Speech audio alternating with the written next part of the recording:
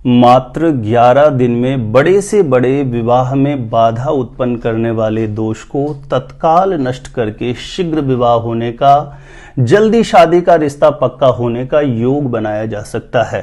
किसी भी लड़का या लड़की की शादी के योग्य उम्र हो गई है और माता पिता के द्वारा बार बार प्रयास करने के बाद भी कहीं पर भी शादी का रिश्ता पक्का नहीं हो रहा है, तो ऐसी स्थिति में मात्र 11 दिन का एक ऐसा चमत्कारी नियम है। जैसे आप इस नियम को अपनाते हैं, आप देखेंगे मात्र 11 दिन में ही आपके बेटा या बेटी की शादी के रिश्ते के लिए मन के अनुरूप प्रस्ताव आना प्रारंभ हो जाएगा और जल्दी से जल्दी निश्चित रूपेण शादी का रिश्ता पक्का हो जाएगा।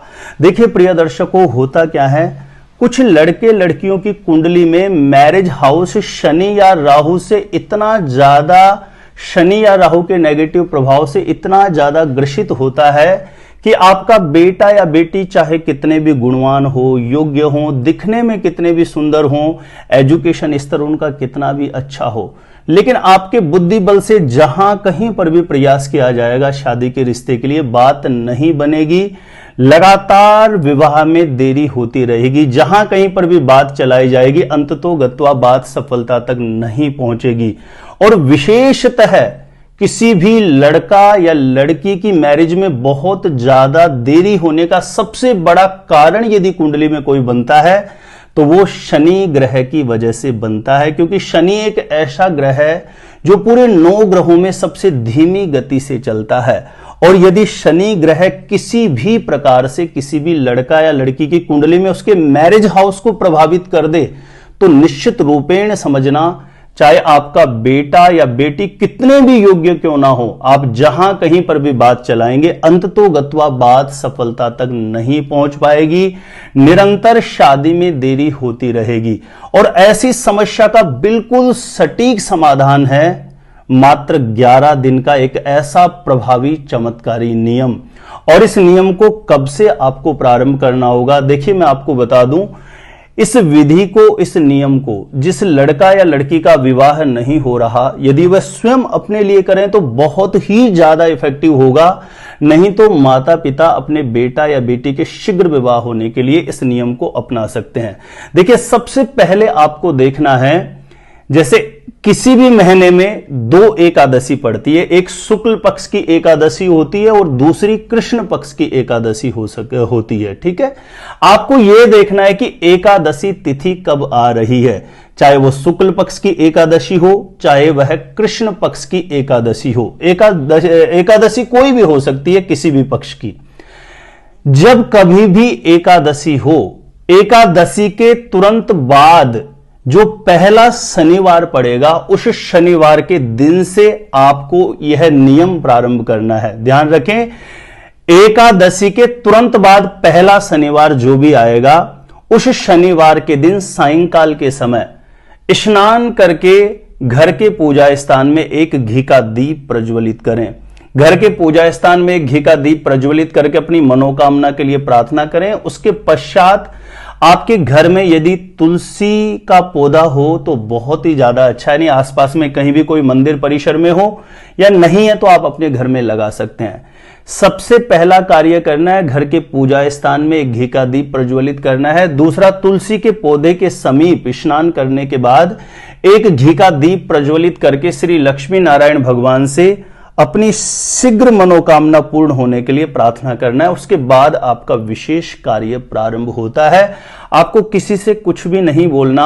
अपने दाहिने हाथ में, सीधे हाथ में, राइट हैंड में 5-10 दाने काले तिल के लेने हैं और आपको मुट्ठी बंद कर लेनी है। ठीक है, उसके बाद आपको बिना किसी से कुछ भी बोले आसपास में कोई भी शनिदेव का मंदिर हो वहां पर आपको जाना है और शनिदेव के मंदिर में जाकर के शनिदेव से अपनी मनोकामना हेतु प्रार्थना करें। हे शनिदेव, आपका किसी भी प्रकार का कोई प्रभाव मेरी कुंडली में मैरिज हाउस को प्रभावित करता है, आपकी किसी भी प्रकार की मेरी जन्म पत्रिका में जो स्थिति है उसकी वजह से यदि मेरे विवाह में देरी है तो आप इस समस्या का समाधान करना, मुझे शीघ्र विवाह होने का आशीर्वाद प्रदान करना। स्वयं कर रहे हैं तो ऐसे प्रार्थना करें और माता पिता कर रहे हैं तो इस प्रकार से ये तिल आपके हाथ की मुट्ठी में रहने, ध्यान रखना है, मुट्ठी को नहीं खोलना है।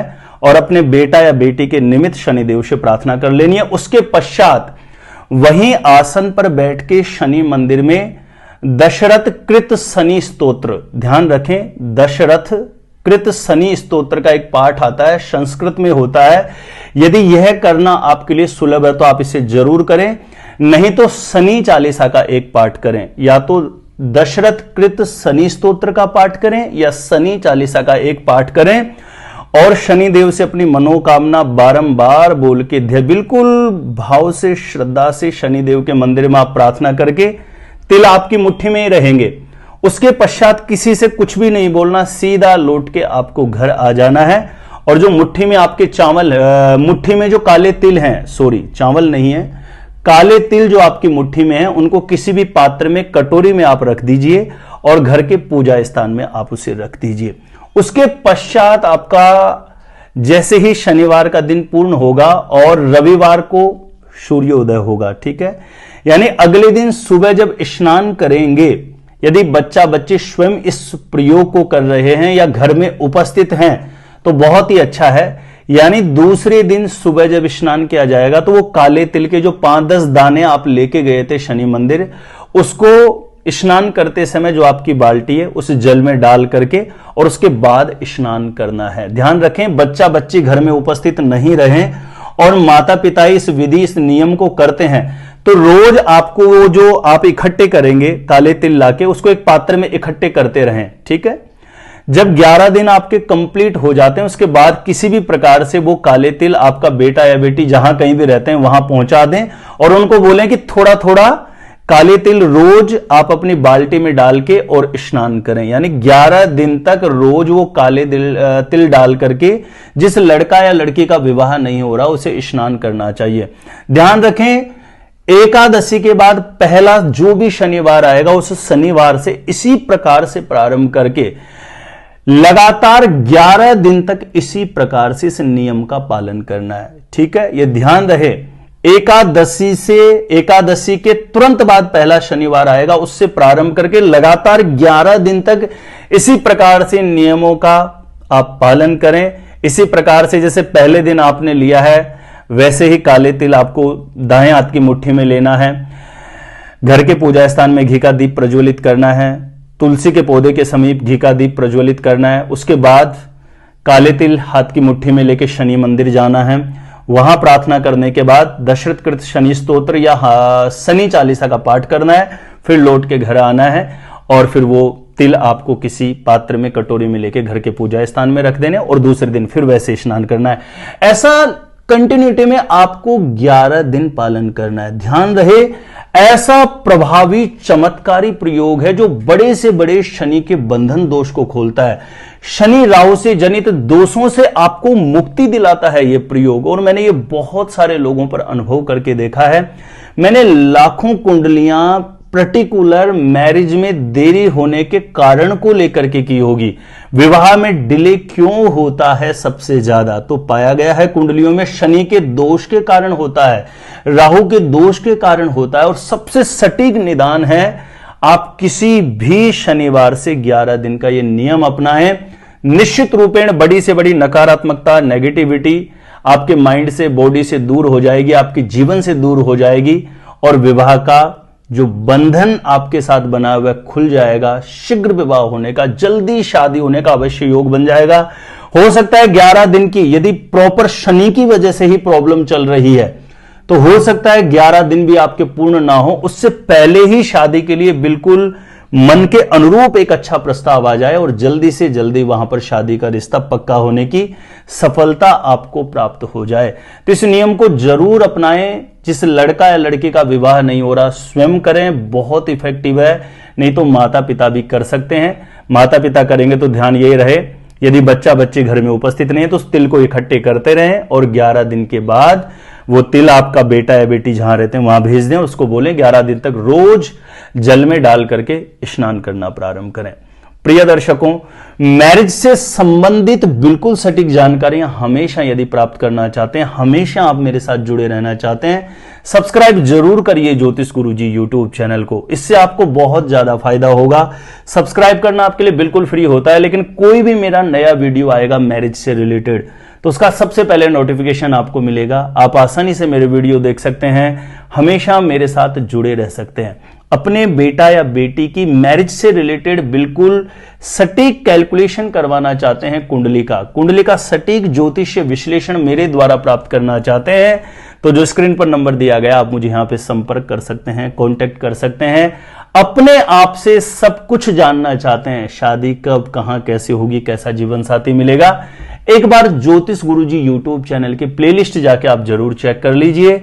वहां से लाखों लोग लाभान्वित हो चुके हैं, आपको भी निश्चित रूपेण लाभ प्राप्त होगा।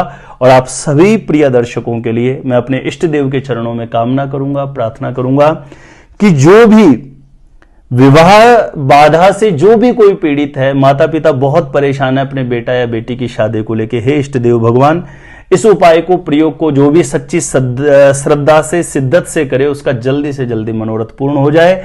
एक और विशेष निवेदन है, इस वीडियो को ज्यादा से ज्यादा लोगों तक जरूर शेयर करिएगा, इसका भी आपको पुण्य फल प्राप्त होगा।